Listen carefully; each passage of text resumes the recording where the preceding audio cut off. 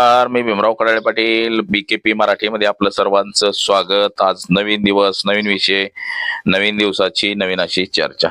आज चर्चा घेऊन आलोय म्हणजे RSS देशातलं राष्ट्रीय स्वयंसेवक संघाला 100 वर्ष पूर्ण झालेली आहेत।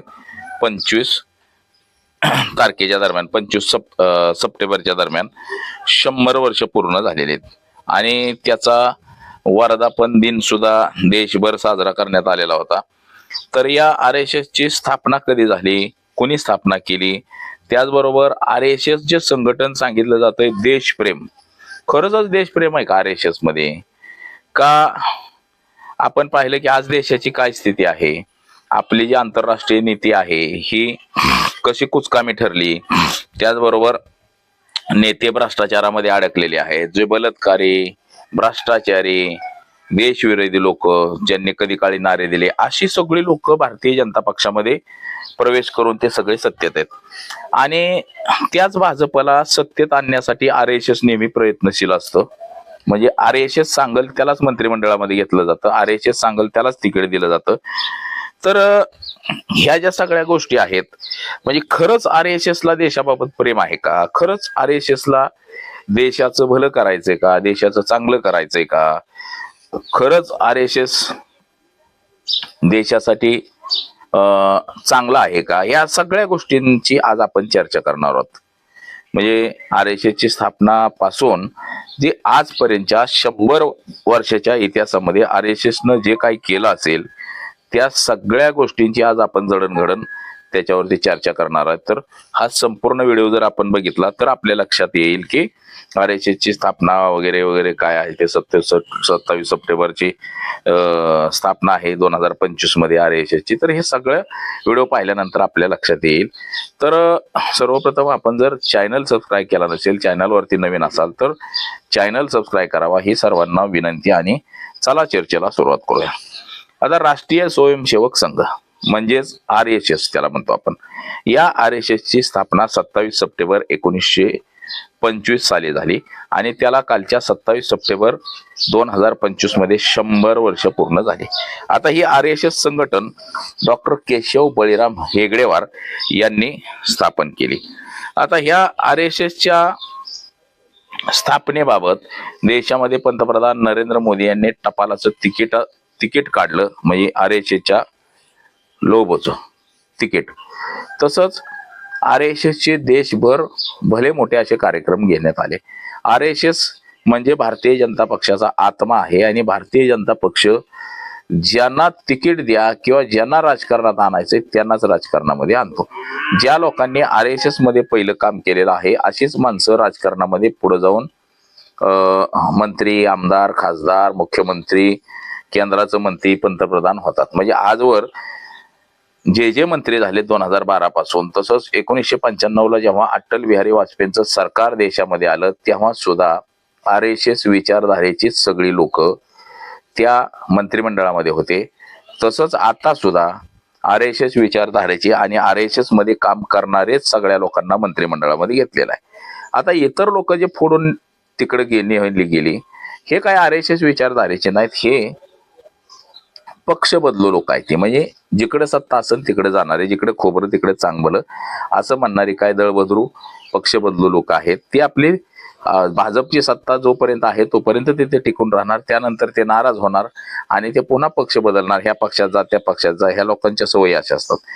तर RSS खरंच देशासाठी घातक संघटन आहे का? खरंच चांगलं आहे की RSS न आजपर्यंत देशामध्ये नेमकी काय चांगली कामं केली, विकासात्मक काय कामं केली का? RSS जे संघटन आहे हे देशभर संघटन आहे। आता ह्या RSS देशामध्ये जेव्हा इंग्रजांना चले जावच्या घोषणा झाल्या होत्या, इंग्रजांच्या विरोधामध्ये लढण्याची वेळ आली होती, त्यावेळेस मात्र RSS संघटन इंग्रजांच्या विरोधामध्ये लढलं नाही, इंग्रजांच्या बाजूने काम केलं असं बरेच जण म्हणतात। पेन्शन घेतली बऱ्याच जणांना, बरे असं सावरकरांवरती वारंवार आरोप होतो की सावरकर हे त्या काळी इंग्रजांकडून 60 रुपये पेन्शन घ्यायचे, इंग्रजांना सगळी माहिती पुरवायची, असं विरोधी पक्षातले लोक टीका टिप्पणी करतात। ते कायमस्वरूपीच आतापर्यंत आलेलं आहे की बाबा RSS ची लोक ही नेहमी देशाच्या विरोधामध्ये त्यांनी काम केलं, इंग्रजांच्या बाजूने काम केलं असं वारंवार सांगितलं जातं. परंतु पुढे जाऊन RSSनं कधी ह्या सगळ्या गोष्टींबाबत, ह्या सगळ्या गोष्टींना छेद दिलाय का? RSSनं कधी लोकांमध्ये जागृती निर्माण केली का? जाऊन कधी सांगितलंय का की बाबा आम्ही त्या काळामध्ये नव्हतो? जसं की महात्मा गांधी यांची हत्या नथुराम गोडसे यांनी केली. नथुराम गोडसे हा RSS संघटनेचाच पदाधिकारी होता, परंतु गुन्हेगार हा तो गुन्हेगारच असतो. तो कुठल्या विचारधारेचा नसतो किंवा कुठल्या जात धर्म पंथाचा नसतो. गुन्हेगार हा गुन्हेगारच एक प्रकारची जात असते. हे सांगण्यामध्ये किंवा हे पटवून देण्यामध्ये RSS खरंच सक्षम ठरलंय का? आता RSSची काय ब्रीदवाक्य आहेत? राष्ट्रप्रथम हे ब्रीदवाक्य RSSचं आहे. तसंच नमस्ते वत्सले मातृभूमी ही प्रार्थना RSSची 1940 पासून शाखेमध्ये सुरू झालेली आहे. आता बघा, मी ज्या तालुक्याला राहतो त्या तालुक्याला RSSचा मी एकच माणूस लहानपणापासून ओळखतो. मी जेव्हापासून ह्या क्षेत्रात आलो, 15-16 वर्षापासून मी पत्रकारिता करत होतो शिक्षण घेत आणि तेव्हापासून मी RSSचा माझ्या तालुक्यामध्ये एकच माणूस बघत होतो. परंतु आज भारतीय जनता पक्षाची सत्ता आहे, चांगले 1000-2000 RSS मध्ये काम करणारे लोक झाल्यात. म्हणजे सत्ता आहे म्हणून, पण सत्ता गेल्यानंतर मात्र ही सगळीच्या सगळी इकडे तिकडे जातील. आता हे 1940 पासून RSSची नमस्ते वत्सले मातृभूमी ही प्रार्थना RSSच्या शाखेमध्ये सांगितली जाते. तसंच भारत माता की जय ही एकमेव घोषणा सुद्धा RSSच्या शाखेमध्ये म्हटलं जातं. आता हे म्हटलं जातं. आता RSSचं ध्येय काय आहे? तर हिंदू राष्ट्राची स्थापना करणे, हिंदू समाजाचे संघटन वाढवणे, उद्दिष्ट जात प्रांत धर्म याच्या पलीकडे जाऊन हिंदूंमध्ये एकता, शिस्त, सेवा आणि संस्कृती पुनर्जन्म करणे असं RSSचं आहे. असं आता ते आहे, परंतु त्याच्याप्रमाणे होतं का? तर अजिबात होत नाही त्याच्याप्रमाणे. सध्याचे सरसंघचालक हे मोहन भागवत 2009 पासून ते संघाचे संघचालक झाले. त्यांनी अद्याप राजीनामा दिलेला नाही. RSSचं एक नियमावली आहे की 75 वर्षानंतर रिटायरमेंट घ्यायची, परंतु त्यांनी आतापर्यंत रिटायरमेंट घेतलेली नाही. हे सुद्धा आपण लक्षात घेतलं पाहिजे. RSS म्हणजे जिथं जिथं भारतीय जनता पक्षाचं सरकार येतं त्या त्या ठिकाणी, ज्या ज्या राज्यात सरकार येतं त्या त्या राज्यामध्ये RSSचा शिरकाव होतो, RSSचा प्रभाव वाढतो आणि तिथं जातीय दंगली ह्या होत असतात. म्हणजे हिंदू मुस्लिम, म्हणजे अनेक वक्त्यांनी किंवा अनेक लोकांनी सांगितलेलं आहे की आजपर्यंत RSS जेव्हापासून देशामध्ये आले तेव्हापासून RSSनं कधीही देश हिताचा विचार केला नाही. देशासाठी म्हणून RSSनं काय केलं गेलेलं नाही. उलट RSS म्हणजे भारतीय जनता पक्ष आणि RSS जिथं जिथं आहे तिथं तिथं हिंदू मुस्लिम दंगली होतात, जाती जाती वाद लागतो, जातीभेद वाढत जातो. हेच सर्वाधिक झालेलं आहे. म्हणजे RSSचा प्रमुख हा इतर समाजाचा कधीही आतापर्यंत झालेला नाही. म्हणजे जसं की बाबा दलित असेल, आदिवासी असेल, असा RSSचा प्रमुख कधीही झालेला नाही. RSS हे उच्चवर्णीयांच्या हातात आहे. ते आतापर्यंत उच्चवर्णीयांच्याच हातामध्ये राहिलेली ही चळवळ आहे. आता RSSचं बघा कायदेभंग काय आहे. 1930 साली सविनय कायदेभंग डॉक्टर हेगडेवार यांनी स्वयंसेवकांनी जंगल सत्याग्रहात मध्ये भाग घेतला होता. म्हणजे RSSची जी चळवळ आहे हे चळवळीनं आतापर्यंत काय केलेलं आहे त्याचा इतिहास मी सांगतो आणि नंतर पुढचं सांगतो तुम्हाला. 1930 साली बघा सर्व शाखांनी पूर्ण स्वराज्य दिन साजरा केला, भगवा ध्वज फडकवला. RSSच्या मुख्यालयावरती देशाचा तिरंगा आतापर्यंत नव्हता, मागच्या काळामध्ये तो तिरंगा फडकवला गेलेला आहे. पुन्हा 1947 ला फाळणीच्या टायमाला पंजाब, दिल्ली, बंगालमध्ये निर्वासित छावण्या उभारल्या, हिंदूंचे पुनर्वसन केले. गांधीजींची प्रशासना सप्टेंबर 47 मध्ये केली असं आता हे सांगितलं जातंय. आता RSSचं जे संघटन आहे त्यांना आणि त्या संघटनाचा जो विस्तार आहे, सुरुवातीला जेव्हा ही 1925 मध्ये शाखा सुरू झाली त्यावेळेस ते 10-12 लोक होती आणि त्या 10-12 लोकांचा विस्तार आता देशभर झालेला आहे 1925 पासून. 1925च्या नंतर बघा आताच्या ज्या शाखा RSSच्या आहेत सध्या आता 2025-26 पर्यंत ह्या 73,117 शाखा झालेल्या आहेत दैनंदिन शाखा आणि 40 लाख सदस्य हे RSS मध्ये सध्या जोडलेले आहेत. आणि लक्ष त्यांचं आहे की एका वर्षात अजून नवीन 10,000 शाखा उपस्थित म्हणजे शाखा निर्माण करायच्या. आता समाजसेवा म्हणजे बघा काय सांगितलं जातंय, शिक्षण, हजारो शाळा, वसतिगृह, वनवासी कल्याण आश्रम चालवणे, आरोग्यालय शिबिर, वैद्यकीय सेवा, आपत्ती मदत, भूकंप, चक्रवादळ या सगळ्यांसाठी मदत करणे, कोविडच्या कार्यकाळामध्ये मदत करणे, म्हणजे हे त्यांचं जे डॉक्टर हेगडेवारांनी जे त्या टायमाला RSS काढलं, त्या टायमाला जे त्यांनी सांगितलं होतं की आपल्याला हे सगळं करायचंय, परंतु ह्याच्या पलीकडं RSS गेलेलं आहे. म्हणजे जी कामं पारंपरिक करायला पाहिजे होती ही केली जात नाहीत. इतर गोष्टीमध्ये दिला दाखवला जातो, म्हणजे इतर गोष्टींकडे बघा. आता देशावरती अमेरिकेनं हमला केला भारताच्या जहाजांवरती, तर ह्याच्यावरती RSS न काय प्रतिक्रिया दिलेली नाही. पाकिस्ताननं हमला केला, ह्याच्यावरती काय प्रतिक्रिया दिलेली नाही. देश आर्थिक संकटात आहे, RSS ह्याच्यावरती काय प्रतिक्रिया देणार नाही.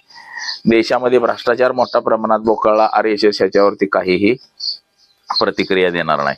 जसं की आता पश्चिम बंगालचा मुख्यमंत्री शुभेंदू अधिकारी भ्रष्टाचारामध्ये सापडला, त्याला भाजपनं मुख्यमंत्री केला, ह्याच्यावरती प्रतिक्रिया काही येणार नाही.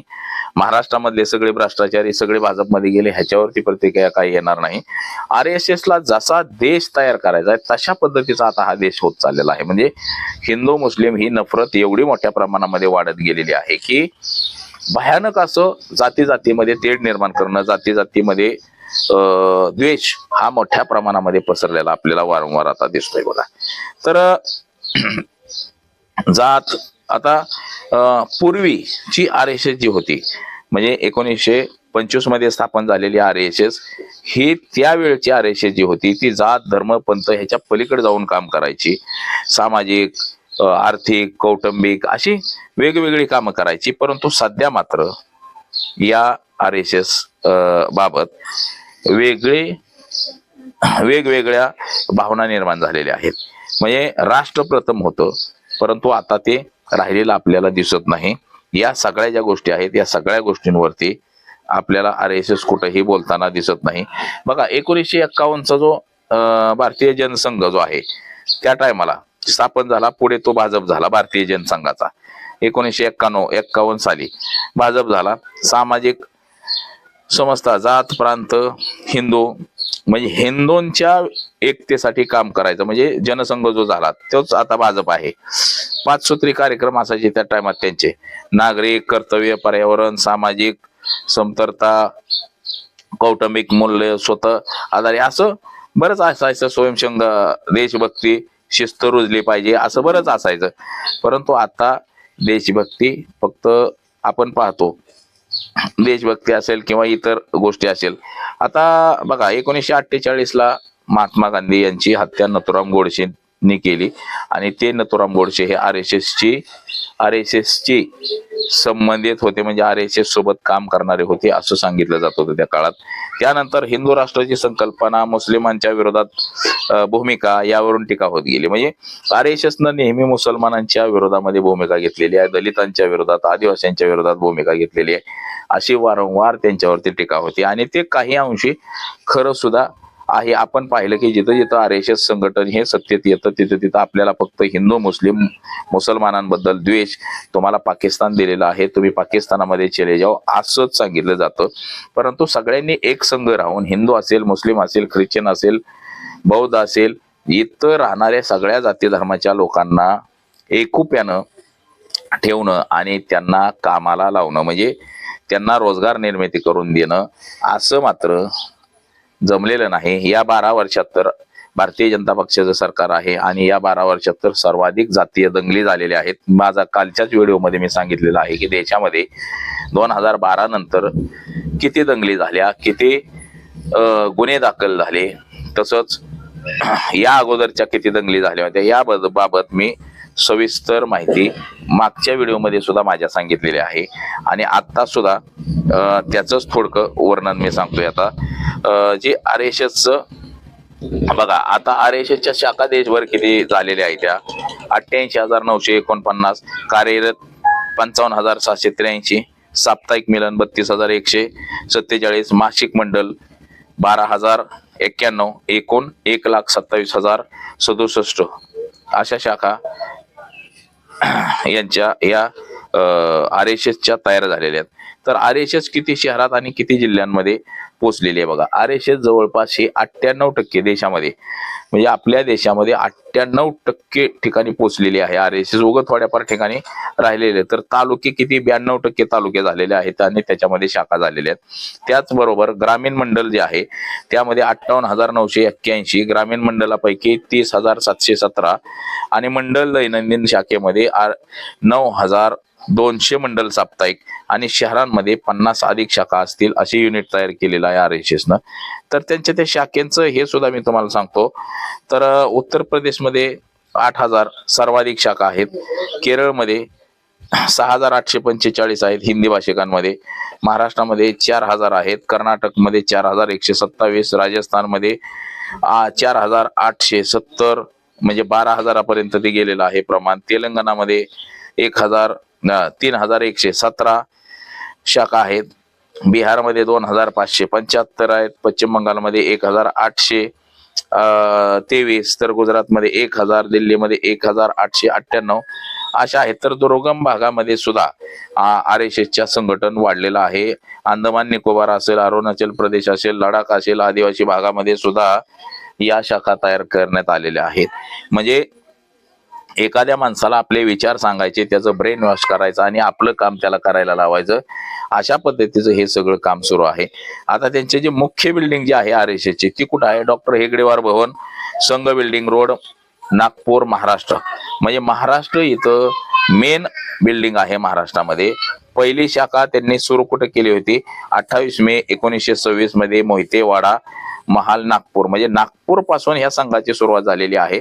आता संघाचं काम 911 जिल्ह्यांपैकी 901 जिल्ह्यांमध्ये प्रत्यक्ष सुरू आहे, हे आपण लक्षात घेतलं पाहिजे. तसंच गेल्या वर्षी सुद्धा नवीन शाखा वाढलेल्या आहेत. तर आता RSSच्या काही लोकांवरती बलात्काराचे सुद्धा आरोप झालेले आहेत किंवा इतर फौजदारी खटले किंवा इतर काही, हे सुद्धा मोठ्या प्रमाणामध्ये दाखल आहे. जसं की भोपाळ असेल, राजस्थान असेल, लैंगिक अत्याचाराच्या केसेस सुद्धा. तसंच RSSच्या काही लोकांनी मधल्या काळामध्ये आत्महत्या सुद्धा केल्या की त्यांनी असं सांगितलं की आमचं लैंगिक शोषण केलं जात होतं लहानपणापासूनच. अशा सुद्धा काही गोष्टी आहेत. म्हणजे बघा, आनंदू अंजू प्रकरणामध्ये 2025चं जे प्रकरण होतं, हा इंजिनियर होता, 26 वर्षाचा होता, त्याने आत्महत्या केली. इंस्टाग्रामवरती शेड्यूल त्याने पोस्ट केली होती की RSSच्या पदाधिकाऱ्यांनी माझं अनेक वर्षापासून लैंगिक शोषण केलं लहानपणापासून, हे सुद्धा त्यांनी पोस्ट केलेली होती. तर त्याचबरोबर CPIचे जे खासदार संतोष कुमार यांनी या प्रकरणाची स्वतंत्र चौकशीची मागणी केली होती, परंतु पुढं काय झालं आपल्याला सुद्धा माहित नाही. भोपाळ हॉस्टेल प्रकरण सुद्धा आपण ऐकलं असेल की अश्विनी शर्मा मूक बधिर मुलांच्या हॉस्टेलमध्ये सुद्धा तिथं जे संचालक होते, म्हणजे RSSशी संबंधित, त्यांच्याकडून लैंगिक शोषण तिथल्या मुलांचं केलं जात होतं, ते सुद्धा प्रकरण आपण पाहिलं असेल. तसंच RSSचे बौद्धिक प्रमुख सतीश यादव यांच्यावरती सुद्धा 3 महिला मुलींचं, दलित मुलींचं लैंगिक शोषण केल्याचे सुद्धा आरोप होते. गुन्हा दाखल झाला, अटक सुद्धा केली होती. भोपाळमध्ये सुद्धा असंच फोस्को अंतर्गत गुन्हा दाखल झाला होता, तिथल्या सुद्धा पदाधिकाऱ्यावरती. असे अनेक जणांवरती RSS संबंधित असलेल्या लोकांवरती गुन्हे दाखल झालेले होते. तसंच शांतीलाल सोळंकी असेल, गोविंदराव पारुख लाली असेल, अजित रमवानी असेल, बसंत भानुशाली असेल, यांच्यावरती सुद्धा महिलांचं लैंगिक शोषण केलेल्याचे आरोप होते. जयेश पटेल असेल किंवा राजेंद्र नामदेव यांच्यावरती जो ऍसिड हल्ला झाला होता, यांनी जो हल्ला केला होता एका महिलेवरती ऍसिडचा, असे अनेक आरोप हे RSS संबंधी आहेत आणि RSSच्या लोकांवरती केले गेलेले आहेत.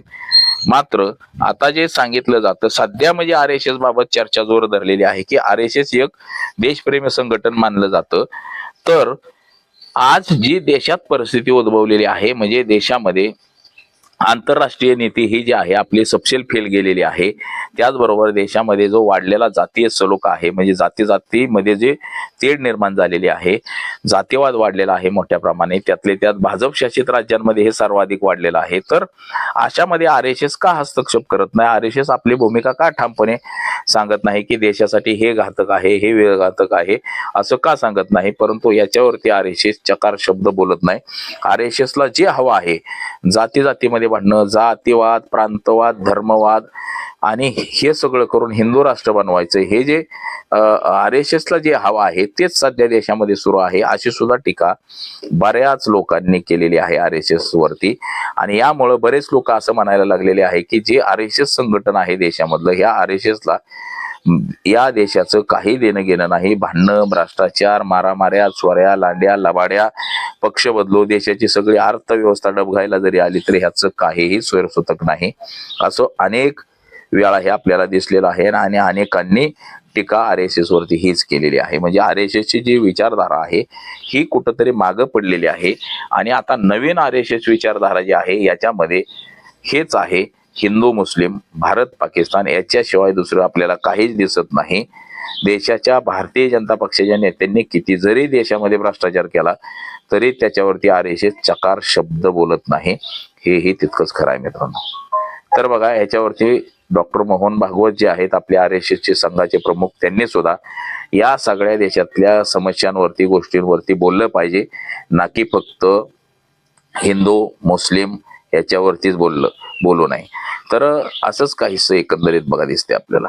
तर आज एवढंच. माझा सहकारी कॅमेरामन अनिकेत सह, मी भीमराव कडाळे पाटील, BKP मराठी, इंदापूर, पुणे.